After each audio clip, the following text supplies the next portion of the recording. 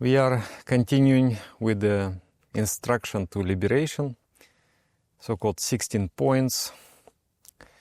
And we have already done physical part. We spoke about sadhana, or spiritual effort that we do to progress on the path. And now there are very important ideological points. You can say they are treasures. They are like holy relics. Based upon them, we are becoming stable and we are progressing on the spiritual path. So point number 10, it says, uncompromising strictness and faith regarding the sanctity of Ishta.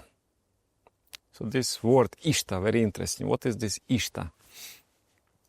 Ishta means spiritual goal. So what is our spiritual goal? We can say that it is Supreme Consciousness. Unqualified Supreme Consciousness. The consciousness which is beyond any limitation, completely free, totally pure, unblemished.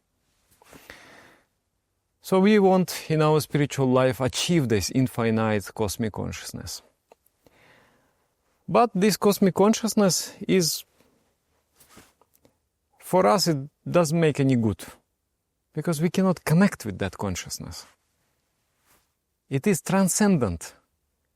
What means transcendent? Beyond the senses. Cannot see it, cannot hear it. Beyond thought. Cannot think about it. You know the principle. As you think, so you become. Just think about cosmic consciousness, you will become consciousness. But I cannot. Because I cannot comprehend, I cannot conceptualize. It's so beyond. Therefore, this idea, this concept of Ishta is very necessary. Ishta is embodiment, tangible, audible, visible embodiment of consciousness. By focusing on that, it acts like a doorway, like a gate into the supreme state. So it is so precious. It is something which I hold and through which I become liberated. So in that light, in that context, what is really Ishta? In the first lesson of meditation, you receive secretly, you receive Ishta mantra, Ishta chakra. Ishta chakra is a particular point within your body. That point you treat as the precious holy spot. By knowing that point, you can know God. It's amazing. Just when you are concentrating on that point, if you just concentrate enough, the nature of God starts to reveal in your soul. Eternity, awareness, bliss, everything starts to unfold within your soul. So Ishta chakra, Ishta mantra. God in form of the sound. That mantra, which has three aspects. It has the sound, the wave, concentrating on which already you become elevated. It has the meaning, concentrating on which you become even more elevated. And the most precious, the spirit, the soul of the mantra, is the energy which is coming from a teacher to a disciple in the process of transfer during initiation. So that mantra which is alive is the physical embodiment of infinite divine entity. So Ishta mantra. You treat that mantra as a precious relic. You treat it like God. And you repeat it. You repeat and listen and contemplate by that you can realize. And there is something more. We need very personal, these are still very impersonal expressions of Ishta. But humans, we need personal connection. Personal. Not the God is abstract, is beyond everywhere. We are not satisfied with that. We yearn, we long to have a personal connection with the living God. So for that, consciousness must embody itself in the form of a human being, in the form of a spiritual master. So Guru normally becomes an Ishta for a spiritual aspirant. Guru, first time I was doing some collective meditation, like half a year already I was attending collective meditations. Then suddenly I noticed there is a picture of the Guru. I said, why we keep the picture of the Guru there? Is it some kind of idol worship or something like that? And then one brother, he gave me a very straight answer, which satisfied me. He said, you know, Guru represents that state of consciousness. As you think, so you become. By thinking about the Guru, you become like him. He knows the Supreme. You will know the Supreme. Wow. I thought, wow, this makes sense. So now normally I always keep some small photograph of the Guru when I meditate. Without that you feel a little bit dry, because through the image of the Guru teaches you, transfers you that kind of state of mind. And we need that connection between you and the Supreme. So Guru is like a link between created universe and unmanifested universe. Is in both positions. His consciousness is in Nirguna, in the state beyond. His body is in Saguna, in the material world. So you concentrate on that body, and it purifies you from everything. It's like a huge weapon. If you are suffering from anger, if you are suffering from attachment, from jealousy, from greed, from lust, just by imagining the Guru, one of the translation of the word Guru, the one who dispels the darkness. So darkness envelops the mind. But then when you think of the Guru, it is a very strong, luminous light which dispels the darkness. That's how it works. And then slowly, slowly you establish a personal connection. It is a human being. It's not a human being, it is divine being. But in the form of the human being.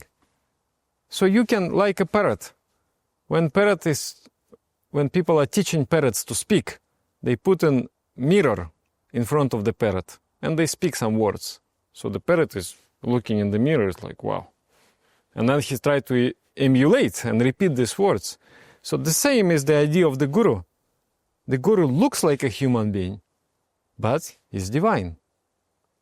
So by looking at that human being, you are looking at your divine self.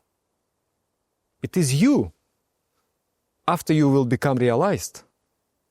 So Guru is not the body. You will have to catch that wave. Very crude people only can think that Guru is the body. In the beginning, we all think like this. We think this is photograph like this. Then little bit higher you develop, you think, oh, Guru is the teachings. Guru is the ideology that he represents. But then you develop a little higher, then you find Guru has this very essence, blissfulness, pure light. And when you try to catch that, that goes beyond. Your mind goes beyond. Your mind becomes infinite also. So this is the... And then he is your guide. He is your He's always with you. Like one monk was telling me the story. He said, when I was doing exams to enter into college, I was very stressed, and the exam was 2 hours, and I was crying for 1.5 hours. Because I realized I don't know how to answer these questions, and I'm not passing. It means I'm completely devastated. So he was crying and crying, and then at some point he started to pray and call to all the goddesses. Oh, Saraswati, help me, or Lakshmi, help me, oh, Durga, help me, oh, Ganesha, help me, and so on and so on. He went through all the gods and goddesses. Then his family, they used to worship one form of Shiva, and they were calling him Bhole Baba. Bhole Baba. Bhole means simple, very forgetful, like he will forgive you for anything, just unconditional love kind of thing. So then suddenly he remembered, oh, Bhole Baba, help me. And then he said something miraculous have happened. The window opened, and a very tiny breeze, the wind, come and touch me. At that moment I look at the paper, and suddenly I realized that yes, I know everything. And start to write half an hour. Then finally he submit his paper. Only 2 people in the class passed. And the teacher came in. How come you just were crying 1.5 hours? And now you are passed, you are the first. And then this incident, what happened? He came to our Guru, Shishananda Murti. There was a personal kind of interaction between them. And then Guru started to ask, oh, do you remember, my boy, how you were trying to pass the exam when you were entering the college? Were you not crying? Were you not stressed? He said, yes, I was. So you prayed that time many gods and goddesses, isn't it? Yes, I did. Did they help you?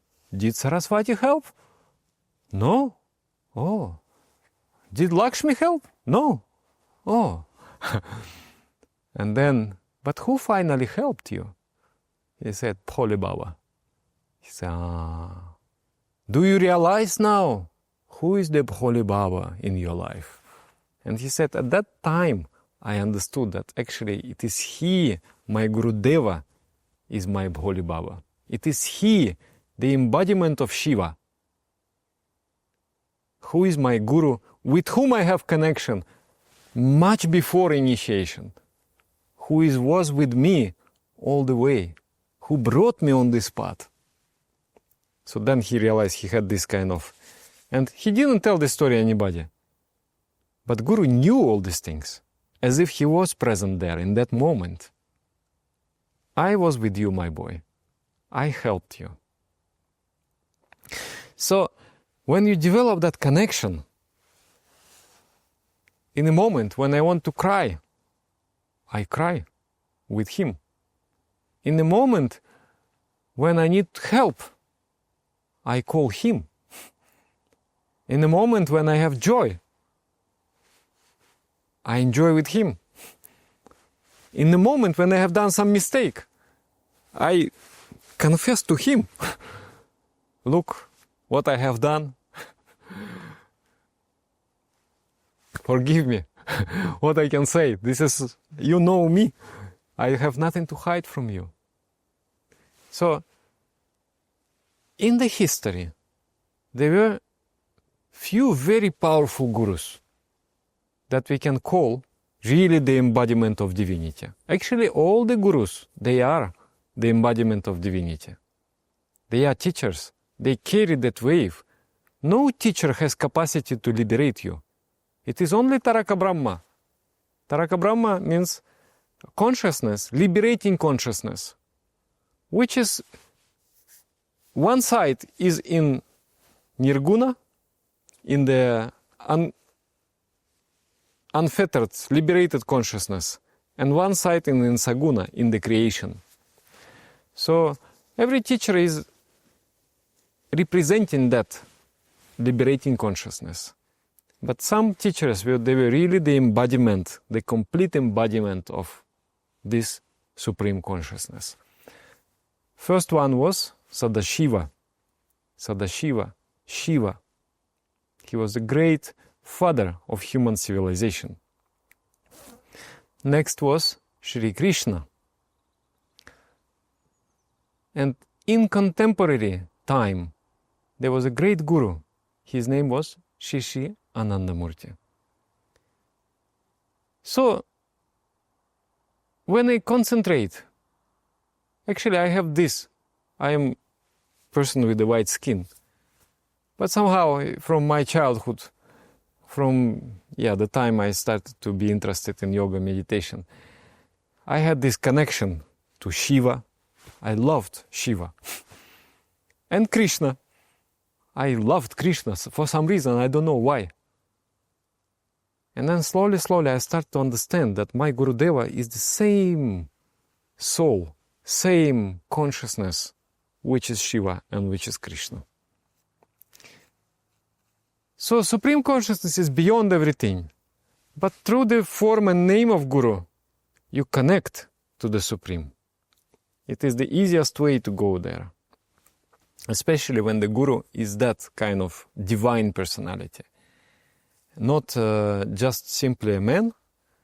Like many people, they will call me, Guruji, when I come to India. This is not proper use of the word. I can be called Acharya, the one who teaches by example. I can only teach how to be a disciple. I cannot teach you how to be Supreme Entity. Only the Supreme Entity can teach you how to be Supreme Entity. So what I can do, I can only bring to the path. And then on that path, connection with me will not help. I can only guide you, a little bit advice here and there, explain the teachings, this and that. But what you need a personal connection with the divine entity. That divine entity finally will guide you what is right and what is wrong through the teachings, but in a more subtle way, from within your soul it will guide you. Protect you also. Who is Holy Baba in your life? Whenever I'm in trouble, I feel like I need just surrender. Okay, I don't know anything. You guide me. I surrender. Even when to record videos. Many times I don't know what to say. And I want to record. And then in my mental world, I will imagine the image of my divine Guru. And I will surrender to him. And then there will be some seed in my mind. Then I will speak. And it will come out beautifully. And I will like, wow, this is very inspiring. And I myself become inspired. I am actually the first viewer of the meditation steps. I am the first one to put the like.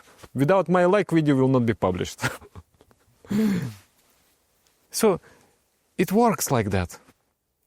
There has to be link. So this link must be precious, must be kept as a treasure in life. So that's why uncompromising strictness and faith regarding the sanctity of Ishta, your Ishta chakra, your Ishta mantra, and your Ishta devata, which is your Gurudev, have to be kept as a holy relic. The moment you doubt Guru, in that moment degeneration begins. That's how you become materialist. That's how you become atheist. So it is a cultivation. The mind is like this. The moment the mind shrouded with darkness, it likes to doubt the Guru. It likes to doubt all these holy things in life. So this principle is to keep those things high. They are your saving, like I am here, I need to climb the sky. So it's like a rope which I should hold and I climb. Yeah, this is the principle of Ishta. Something must be holy. It cannot be just normal. You cannot put mantra in the area like, oh, it's a good science, scientific method, it is, just have some good frequencies in the mind, things like that. You cannot. It means you're already becoming like a materialistic person. You have to keep it is a divine gift. Not less than that. And then every meditation will be holy. There is this Rainer Maria Rilke, one poet, he says, I am so alone in this world, yet not enough to make each hour holy. I just remember, I don't know why I remember this topic is a little bit different. But your every meditation has to be so sacred. It's not like you're repeating mantra. You are, this mantra itself is a pure embodiment of divinity. When you repeat the mantra, you come in contact with God. People go to temples, this and that, but that's not mantra. That's the pure embodiment of divinity. Mantra received from the Guru in the process of initiation. What more precious you can have? It says, idam tirtam brahmanti tam asajjana atma tirtam najananti kotam mokshavaranani. Here is the place of pilgrimage, there is the place of pilgrimage. People of the dark nature, they move from one place to another without knowing true place of pilgrimage within themselves. They will never receive liberation. So this mantra, this chakra that you receive in the process of initiation is a pure divinity, and you worship it. Meditation is not simply you meditate to uplift your mind, to concentrate and things like that. That is the divine worship. And then it is beautiful. Meditation without that kind of attitude is, it's okay. You can get good feelings.